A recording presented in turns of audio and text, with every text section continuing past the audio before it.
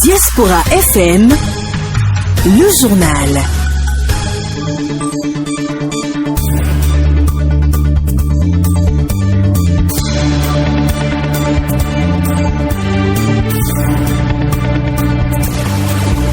19h dans tous nos studios. Mesdames, Messieurs, bonsoir et merci d'être au rendez-vous de l'actualité sur la 102.3 Diaspora FM. Les titres du journal. 662 aspirants pour la formation d'enseignants bientôt recrutés au profit des lycées techniques agricoles du Bénin. C'est l'une des décisions issues du Conseil des ministres hebdomadaire de ce mercredi 30 juin. Le championnat de football interclasse sportive du département du Koufo, édition 2021, s'est achevé ce mercredi 30 juin, occasion pour le préfet de s'adresser à la jeunesse de son département. Au Tchad, une nomination crée la tension entre le pouvoir de transition et la Commission de l'Union africaine. Il s'agit du Sénégalais Ibrahim Fall, nommé au poste du haut représentant de l'Union africaine pour accompagner la transition. Voilà pour le sommaire. Merci de rester avec nous pour la suite. Corneille Aïssé. Bonsoir à tous. Recrutement dans les tout prochains jours de 662 aspirants pour la formation d'enseignants au profit des lycées techniques agricoles. C'est l'une des décisions issues du Conseil hebdomadaire des ministres de ce mercredi. Plusieurs autres décisions ont été prises au cours de ce même conseil. Il s'agit entre autres de la création de l'Agence de développement de l'enseignement technique ADED, la contractualisation pour la réalisation des études de faisabilité technique, économique et financière, de mise en place des unités économiques à vocation pédagogique dans 30 lycées techniques agricoles et la réalisation d'une mission de maîtrise d'œuvre partielle dans le cadre de la mise en œuvre du projet de sédentarisation des troupeaux de ruminants, un procès au Bénin. Suivons ici un extrait du compte rendu du porte-parole du gouvernement, Wilfried Léon Rumbedji. Au chapitre des mesures normatives, la création de l'Agence de développement de l'enseignement technique. Cette agence aura pour objectif global 2. Coordonner la réalisation des études, la mise en place d'infrastructures et des équipements de formation adéquats, conduire l'élaboration des programmes de formation adaptés aux besoins du marché du travail, la formation des enseignants formateurs de qualité, accompagner l'institutionnalisation d'une gouvernance du secteur de l'enseignement et la formation technique et professionnelle pouvant permettre d'assurer une formation de qualité aux jeunes béninois, garantissant ainsi leur employabilité. Elle sera placée sous la tutelle de la présidence de la République. Au titre des autres mesures normatives, le Conseil a adopté les décrets portant attribution, organisation et fonctionnement du ministère du Développement et de la coordination de l'action gouvernementale. Modification des statuts de la Société nationale de mécanisation agricole, puis nomination des membres de son conseil d'administration ainsi que des commissaires aux comptes près la dite société. Au chapitre des communications, nous avons en point 1 le recrutement de 662 aspirants pour la formation d'enseignants au profit des lycées techniques agricoles. Aussi, le Conseil a-t-il autorisé, pour le compte de l'année 2021, le recrutement de 662 aspirants, dont 517 de niveau licence professionnelle en sciences agronomiques et 145 de niveau du diplôme d'études agricoles tropicales qui seront mis en formation pendant 2 ans pour les uns et 3 ans pour les autres. Ceux d'entre eux qui auront réussi à l'examen final seront déployés comme élèves professeurs adjoints ou élèves professeurs certifiés selon le cas. En point 2 sous ce chapitre, la contractualisation pour la réalisation des études de faisabilité technique, économique et financière de mise en place des unités économiques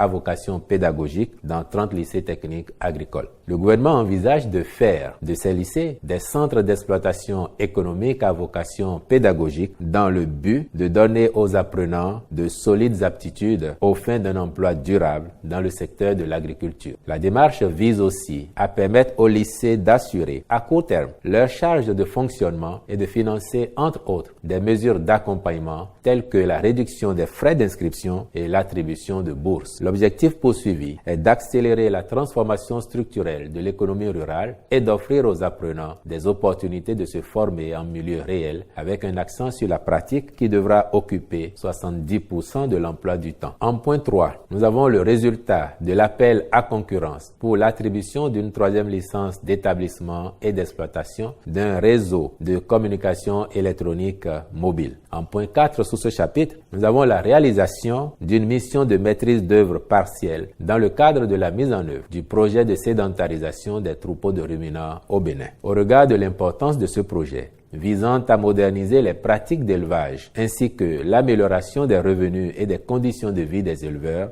le ministre de l'Agriculture, de l'Élevage et de la Pêche veillera à la bonne exécution du contrat assigné avec le cabinet spécialisé identifié.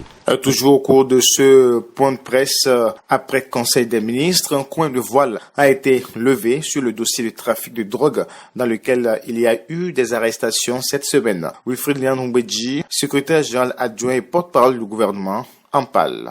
Suivons. La réaction de l'État du Bénin, déjà de la police et de la justice, qui ont conduit les opérations, cette réaction de l'État du Bénin doit nous rassurer. Rassurer de ce que c'est toujours le principe de la tolérance zéro à l'égard de ce trafic et de ses acteurs. Et donc la justice étant saisie du dossier, vous avez dit que des arrestations ont eu lieu. La justice va continuer son travail, sans doute avec la police, pour des enquêtes nécessaires. Et puis, nous serons tous informés, le moment venu, des tenants et aboutissants réels de ce dossier, de l'implication des uns et des autres ou de leur non-implication. Et dans tous les cas, le Bénin restera un espace où il sera fait tolérance zéro à la pratique du trafic de drogue.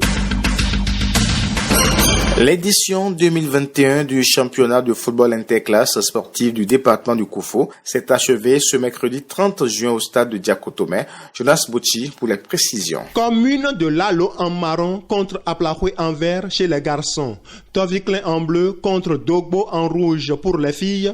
Telle est l'affiche de cette finale du championnat scolaire interclasse du département du Koufo, joué ce mercredi 30 juin 2021 au stade de Diakotomé. Les deux matchs se sont achevés par des séances de tir au but et ce sont les équipes de Lalo et de Dogbo qui s'en ont sorties victorieuses. Mon secret, c'est de s'entraîner tous les jours et le coach nous a aidé aussi à s'entraîner et je remercie le coach aussi.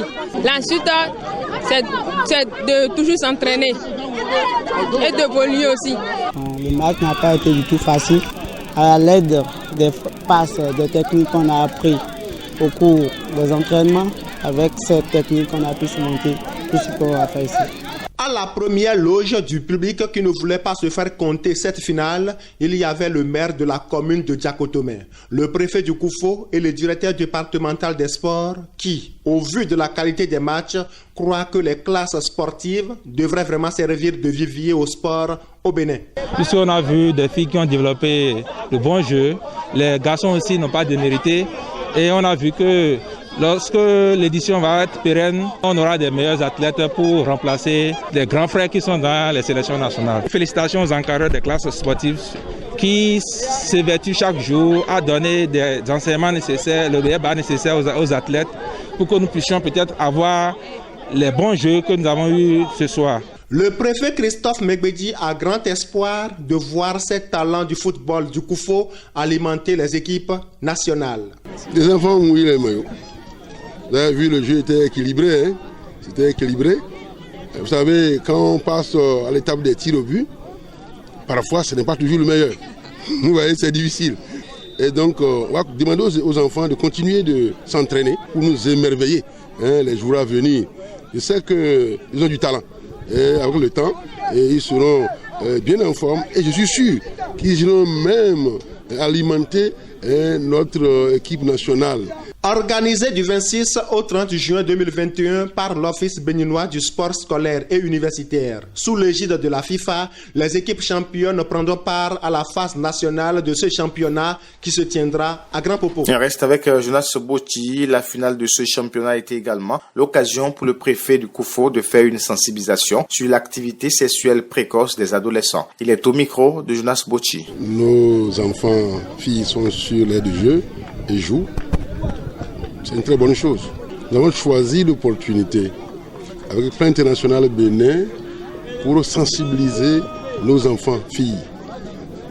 Vous savez, nous luttons vigoureusement contre les grossesses en milieu scolaire. On est en plein championnat, mais c'est une occasion pour nous de parler à nos enfants filles, leur dire qu'elles ont besoin de continuer d'étudier, de travailler correctement pour occuper de hauts postes demain. Nous sommes en train de lutter aussi contre les grossesses en milieu d'apprentissage. Vous voyez, c'est un canal qui est intéressant pour nous, pour parler à tout le monde. Parler aux adultes aussi, qui n'ont pas compris que nos filles, nos enfants-filles, sont des mangues non mûres. C'est des mangues non mûres. Quand vous les croquez, quand vous les mangez, vous avez des ulcérations dans la bouche, vous avez des plaies dans la bouche. Donc, je suis content que ce championnat se déroule correctement. Et en même temps, j'en profite pour dire à ces déviants sociaux de laisser tranquilles nos filles, de laisser étudier. Les nouvelles africaines et internationales. L'actualité hors du Bénin, au Nigeria, le Parlement a voté ce jeudi une réforme pétrolière très attendue et à l'examen depuis 2008. La dite réforme vise à maximiser les revenus pétroliers et mieux répartir les richesses du premier producteur d'or noir en Afrique. Les deux chambres ont approuvé la loi pétrolière PIB, a déclaré à l'agence France Presse Ola Aoniyi, porte-parole du Sénat. C'est un événement important pour l'Assemblée nationale en place après des années de retard, a-t-il déclaré. Au Tchad, le torchon brûle entre le pouvoir de transition et la Commission de l'Union africaine depuis la nomination du Sénégalais Ibrahima Fall au poste de haut représentant de l'Union africaine pour accompagner la transition. Une nomination dont le Conseil militaire de transition installé le 20 avril ne veut pas entendre parler. Et cette crise qui couvait depuis cette nomination en juin vient d'éclater au grand jour avec l'annonce d'une visite à N'Djamena rejetée par les autorités de transition. Au Soudan, alors que le FMI avait annoncé la veille une importante aide économique avec un allègement de dette de 50 milliards de dollars, des centaines de personnes ont défilé mercredi à travers le pays pour dénoncer les mesures d'austérité mises en place pour satisfaire l'institution internationale. D'après un communiqué du ministère de l'Intérieur, 52 policiers ont été blessés dans l'affrontement avec les manifestants Khartoum. La date de mercredi coïncide également avec l'anniversaire du coup d'État qui a porté Omar El-Béchir au pouvoir en 1989. Les cas de Covid-19 ont recommencé à augmenter la semaine dernière en Europe. Après 10 semaines consécutives de recul a annoncé ce jeudi, 1er juillet, l'OMS sur fond de progression du variant Delta et de crainte de propagation du virus avec les matchs de l'Euro. Tandis que le nombre de cas de Covid repart à la hausse en Europe, l'Organisation mondiale de la santé, OMS, a exhorté les villes hôtes à un meilleur suivi des spectateurs de l'Euro de football. Au-delà de l'Euro de football, l'organisation onusienne recommande une grande vigilance pour tous les grands rassemblements de l'été. Mesdames, Messieurs, c'est la fin de cette édition. Merci de l'avoir suivi. Mise en onde Gérard Ronsa, Emmanuel Agbodjelou, chef d'édition, Doka Sawagan, présentation Corneille Haïtien. Merci de votre fidélité sans cesse renouvelée à nos programmes. Bonsoir chez vous et à demain.